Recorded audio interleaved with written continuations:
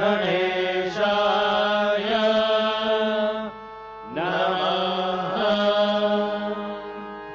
ॐ वक्रतुण्ड महाकाय सूर्यकोटि समप्रभ निर्विघ्नं कुरु मे देव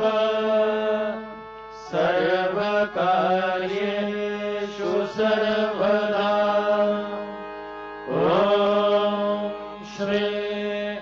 दुर्गायै नमः। ध्यान। ॐ बालविद्युतिमिन्दु किरीटां तुङ्गकुचां नयनत्रययुक्तां समेरमुखीं वरदाङ्कुशपाशा भीतिकरां प्रभजे भुवनेशीम्। ॐ ऋषिर्वाच दिव्याः ते तत्र महासुरेन्द्रे सेन्द्रासुरावह्निपुरोगमास्तां कात्यायनीं दुष्टभुरिष्ठलाभात् विकाशि वक्त्राब्धविकाशिताशाः देवी प्रपन्नार्तिहरे प्रसीद प्रसीद मातर्जगतोऽखिलस्य प्रसीद विश्वेश्वरि पाहि विश्वम् त्वमेश्वरी देवि चराचरस्य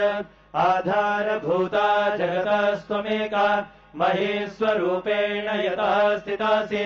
अपां स्वरूपस्थितया त्वयेतत् आप्यायते कृच्छ्रमलङ्घवीर्ये त्वं वैष्णवी शक्तिरनन्तवीर्या विश्वस्य बीजं परमासि माया सम्मोहितं देवि समस्तमेतत् त्वं वै प्रसन्ना भुवि मुक्तिहेतुः विद्याः समस्तास्तव देवि भेदाः श्रियः समस्ताः सकला जगत्सु त्वयैकया पूरितमम्बयेतत् का ते स्तुतिस्तभ्यपरा परोक्तिः सर्वभूता यदा देवी स्वर्गमुक्तिप्रदायिनी त्वं सुता सुत एका वा भवन्तु परमोक्तयः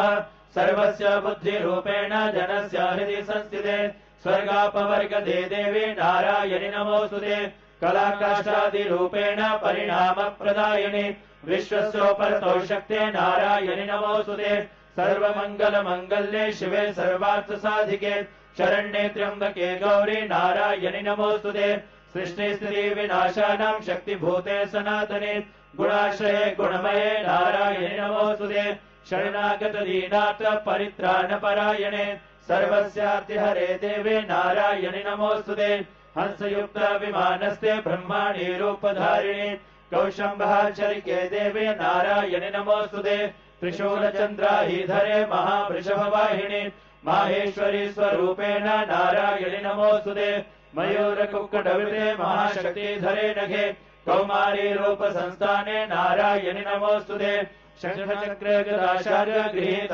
परमायुधे प्रसीद वैष्णवी रूपे नारायणि नमोऽस्तुते गृहीतोग्र महाचक्रे दशरोधितवसुन्धरे वराहरूपिणी शिवे नारायणि नमोऽस्तुते नृसिंहरूपेणोग्रेण हन्तुं दैत्यान् कृतोद्यमे त्रैलोक्यत्राणसहिते नारायणि नमोऽस्तुते किरीटिनी महावज्रे सहस्रणैरोज्ज्वले वृत्रप्राणहरे चेन्द्रे नारायणि नमोऽस्तुते शिवदूती स्वरूपेण हतदैत्य महाबले घोररूपे महारावे नारायणि नमोऽस्तुते षष्ठाकरालवदने शिरोमाला विभूषणे चामुण्डे मुण्डमदने नारायणि नमोऽस्तुते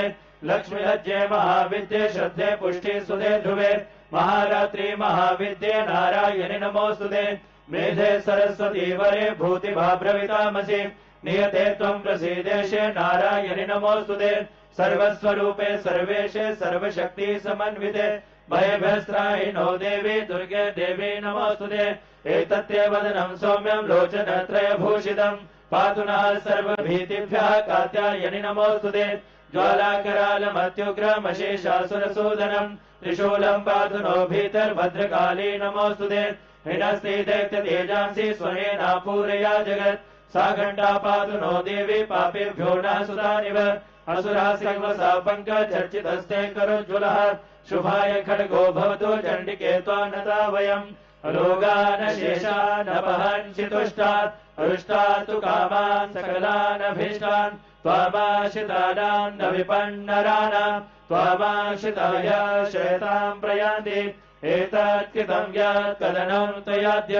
धर्मद्विषाम् देवि महासुराणाम् रूपैरनेकैर्बहुधात्ममूर्तिम् कृत्वाम्बिकेतत् प्रकरोति कन्याम् विद्यासु शास्त्रेषु विवेकदीपे स्वादेषु वाक्येषु जगात्वदन्या मम त्वगतेति महान्धकारे विभ्रामयत्ये तददेव विश्वम् रक्षांसि यत्रोग्रविशास्य नागा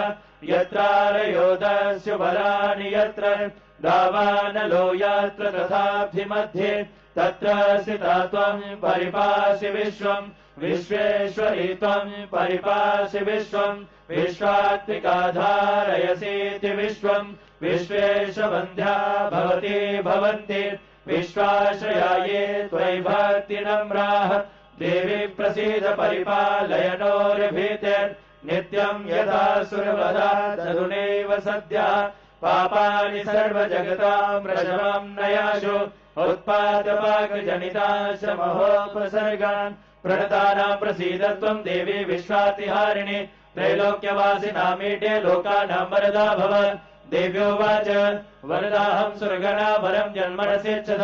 तम् प्रणध्वम् प्रयच्छामि जगतामुपकारकम् देवा ऊजुः सर्वा बाधा प्रशमनम् त्रैलोक्यस्याखिलेश्वरि एवमेव त्वया कार्यम् अस्मद्वैरिविनाशनम् देव्योवाच वैवस्वतेन्दरे प्राप्ते 28मे युगे शुम्भ निशुम्भस्यैवान्यमुत्पत्स्येते महासुरौ नन्दगोपगृहे जाता यशोदा गर्भसम्भवा ततस्तौ नाशयिष्यामि विन्ध्याचलनिवासने पुनरप्यतिरौद्रेण रूपेण पृथिवीतले अवतीर्यानिष्यामि वैप्रचित्तान् सुदानवान् भक्षयन्त्याशतानुग्रान् वैप्रचित्तान् महासुरान् रक्तादन्ता भविष्यन्ति दाढ्मे कुसुमोपमाः ततो माम् देवताः स्वर्गे मर्त्यलोके च मानवाः स्तुवन्तो व्याहरिष्यन्ति सततम् रक्तदन्तिकाम् भूयश्च शतवार्षिक्यामनामृष्ट्यामनाम्भसि मुनिभिः संस्तुता भूमः सम्भविष्यामि योनिजा तथा शतेन नेत्राणाम् निरीक्षिष्यामि यन्मुनीन् कीर्तयिष्यन्ति मनुजाः शताक्षीमिति माम्